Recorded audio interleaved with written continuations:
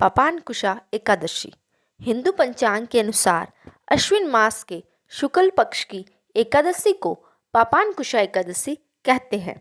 इस एकादशी पर मनोवांछित फल की प्राप्ति के लिए भगवान विष्णु की पूजा की जाती है।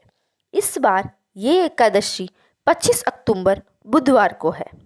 धर्म ग्रंथों के अनुसार जो मनुष्य कठिन तपस्याओं के द्वारा फल प्राप्त करते हैं वही फल इस एकादशी पर शेष नाग पर शयन करने वाले श्री विष्णु को नमस्कार करने से ही मिल जाते हैं और मनुष्य को यमलोक के दुख नहीं भोगने पड़ते हैं।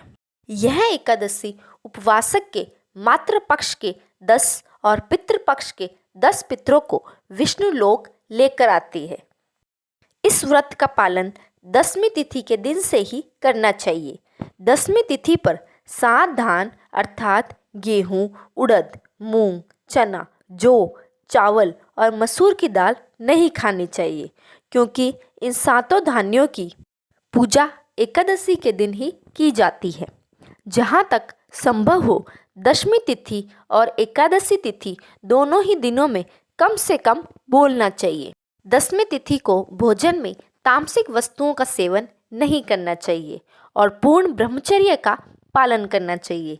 एकादशी तिथि पर सुबह उठकर स्नान आदि करने के बाद व्रत का संकल्प लेना चाहिए।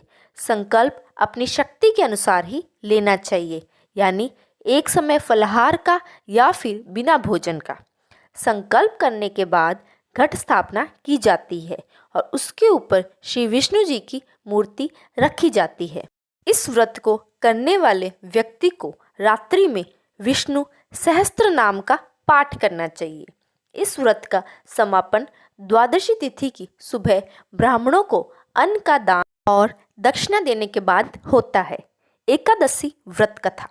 प्राचीन समय में विंध्य पर्वत पर क्रोधन नामक एक बहेलिया रहता था। वह बड़ा क्रूर था। उसका सारा जीवन पाप कर्मों में बीता। जब उसका अंत समय आया तो वह मृत्यु के भय से कांपता हुआ महर्षि अंगिरा के आश्रम में पहुंचकर याचना करने लगा। हे ऋषिवर, मैंने जीवन भर पाप कर्म ही किए हैं।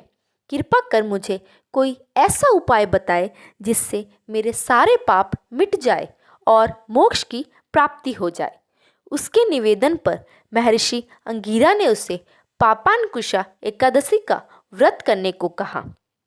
महर्षि अंगिरा के कहे अनुसार उस बहेलिये ने पूर्ण श्रद्धा के साथ ये व्रत किया और किए गए सारे पापों से छुटकारा पा लिया।